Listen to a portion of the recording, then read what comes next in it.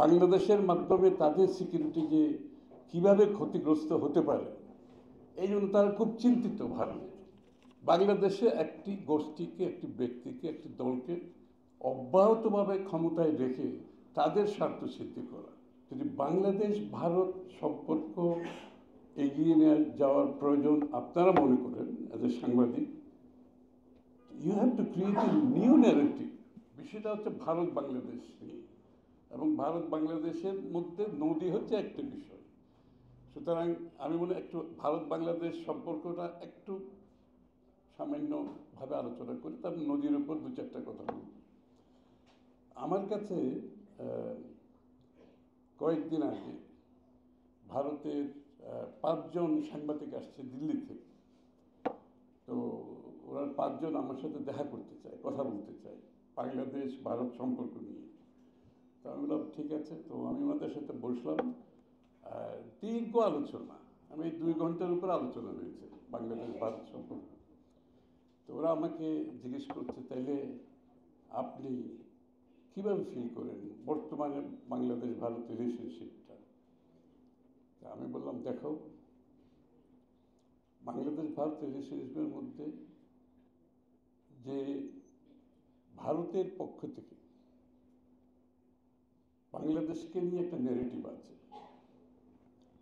এবং সেই ন্যারেটিভের মূল 2-3টা বিষয় আছে।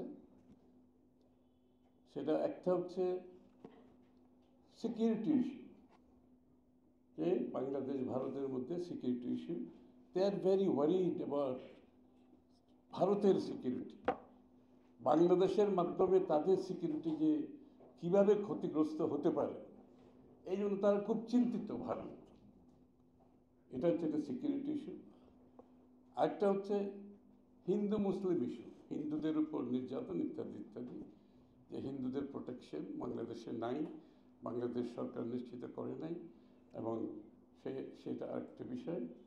একটা হচ্ছে ফান্ডামেন্টালিস্টদের ইস্যু, মৌলবাদীদের ইস্যু। তো এগুলো হচ্ছে মূল ইস্যু। তো আমি তাদেরকে বললাম যে তোমরা যে ন্যারেটিভ তৈরি করেছো এই 3টা বিষয়ের উপর বাংলাদেশ ভারত সম্পর্ক নিয়ে, যে একটা ইকোসিস্টেম ডেভেলপ করেছে, এগুলোকে নিয়ে তারা আবার ইকোসিস্টেম ডেভেলপ করছে যেটা ভারতের এস্টাবলিশমেন্টের উপরে প্রভাব ফেলতেছে।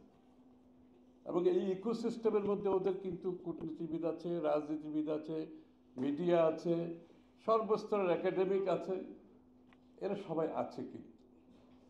এবং এই ন্যারেটিভ একটা ইকোসিস্টেমে দিয়েছে, এবং এই ইকোসিস্টেমের মধ্যে তারা এই 2-3টা বিষয়ে বগিম্যান সৃষ্টি করেছে। So these are the bogeyman they have created. যে বাংলাদেশের ভিতরে আমাদের সিকিউরিটি অসুবিধা হচ্ছে, হিন্দু মুসলমানের প্রবলেম হচ্ছে, তারপরে ফান্ডামেন্টালিস্ট ইস্যু আছে। এই বগিম্যান ক্রিয়েট করার পিছনে একটা উদ্দেশ্য আছে আমার। সেই উদ্দেশ্য হচ্ছে বাংলাদেশে একটি গোষ্ঠীকে, একটি ব্যক্তিকে, একটি দলকে অব্যাহতভাবে ক্ষমতায় রেখে তাদের স্বার্থ সিদ্ধি করা। This is the whole idea. এবং এই ন্যারেটিভটা কিন্তু স্ট্যাবলিশমেন্টের কাছে খুবই গ্রহণযোগ্য, কারণ স্ট্যাবলিশমেন্ট যা চায় বাংলাদেশ ভারতের রিলেশনশিপের মধ্যে, এই ন্যারেটিভটা, এই ইকোসিস্টেমটা, এই বগিম্যান ইজ সার্ভিং দ্য পারপাস। তো আমি তাদেরকে বললাম, যদি বাংলাদেশ ভারত সম্পর্ক এগিয়ে নিয়ে যাওয়ার প্রয়োজন আপনারা মনে করেন এজ এ সাংবাদিক, you have to create a new narrative.